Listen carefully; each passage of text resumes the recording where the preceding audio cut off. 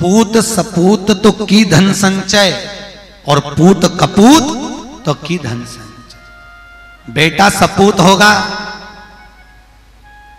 तो खुद जोड़ लेगा, और बेटा अगर कपूत होगा कितना भी जोड़ कर चले जाना वो भी राख में मिला देगा। ये आपके ऊपर है। आप अपने बच्चों को क्या बनाना चाहते हो? आप सबको मालूम होगा पहले सर्कस में शेर आता था। अरे बोलो सही है कि गलत है? आता था कि नहीं आता था? आजकल आता है क्या? नहीं। क्यों? गवर्नमेंट ने, वन विभाग वालों ने कहा जितने भी सर्कस में शेर हैं इन शेर को छुड़ाओ और जंगल में छुड़वाओ। सारे शेरों को, जितने भी सर्कस में थे उन सारे शेरों को जंगल में छुड़वा दिया। और वन विभाग वालों ने उनका सर्च किया तो मालूम पड़ा जिस शेर को सर्कस में छुड़वाकर वन में भेजा था उसको 2 कुत्तों ने मारकर खा लिया। किसको? अरे बोलो जम के। शेर को। जो शेर जंगल में रहता था, सारे जीवों का शिकार करता था, उस शेर का शिकार 2 कुत्तों ने कर लिया। क्यों? क्योंकि उस शेर को पिंजरे में रहने की आदत हो गई थी, पिंजरे में हंटर में दब दब कर रहता था। मेरा आपसे केवल एक निवेदन है, अपने घर के बच्चों को सर्कस का शेर मत बनाना कि दूसरे शिकार कर लें। अपने घर के बच्चों को जंगल का शेर बनाना कि वो कहीं पर भी डट जाए पर पीछे ना हट पाए। कल अपन ने गीत गाया था, यहाँ चौड़ी छाती वीरों की, यहाँ भोली शक्लें हीरो की, यहाँ गाते हैं रांझे मस्ती में। अपने बच्चों को ऐसा मत बनाओ कि बाप की जायदाद पे मेरे पापा के पास बहुत है, मेरे पास बहुत है, मेरे पास गाड़ी है, बंगला है। बच्चों से कह देना ये तुम्हारा नहीं है। याद रखना, खुद जोड़ो, खुद पढ़ो, खुद आगे बढ़ो, और बाप की जायदाद को अपना मत समझना। नहीं तो कभी भी सियोर चली गई तो गौशाला में सब देके आ जाऊंगी, बोल देना। तुम्हारा नहीं है और हमारे भरोसे पर जीना नहीं है।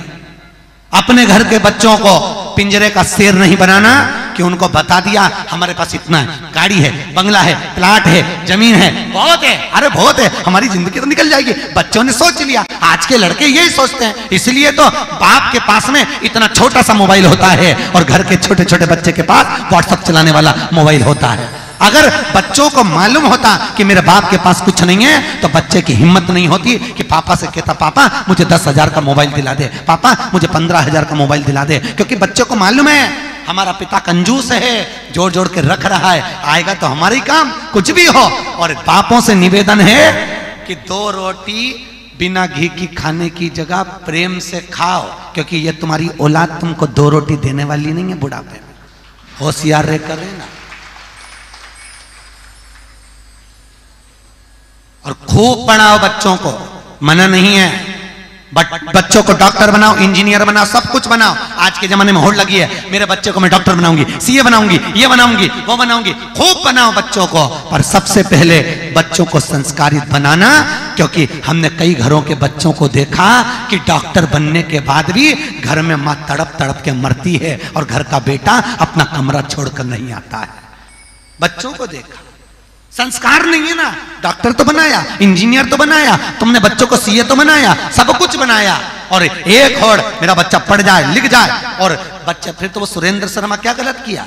वो कवि सुरेंद्र शर्मा राजस्थान का, हरियाणा का, उसका इंटरव्यू लिया गया तो उससे पूछा तुम्हारे बच्चे कितने हैं? तो कहले 1 लड़का। क्या पढ़ा? तो कि एक बार 11वीं क्लास में 98% लेकर आया। फिर सुरेंद्र शर्मा बोले मैंने जूता उठा के धो दिया। अरे तो 98% लाया तो जूता क्यों मारा? तो क्या 98 क्यों लाया? अगली बार मेरा बच्चा 12th में 55% लाया, मैंने पूरे मोहल्ले में मिठाई बंटवाई। वो पूछा क्यों?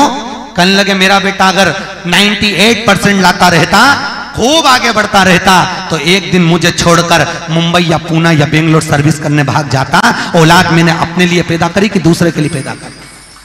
अब 55% लाता रहेगा तो मेरा घर छोड़कर कहीं नहीं जाएगा। तो सेवा तो मेरे औलाद तो मैंने अपने लिए पैदा करी कि दूसरे के लिए पैदा करी?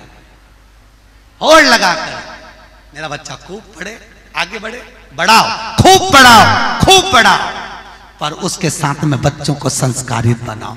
पढ़ाने के साथ में संस्कार होना जरूरी। कहां गए वो?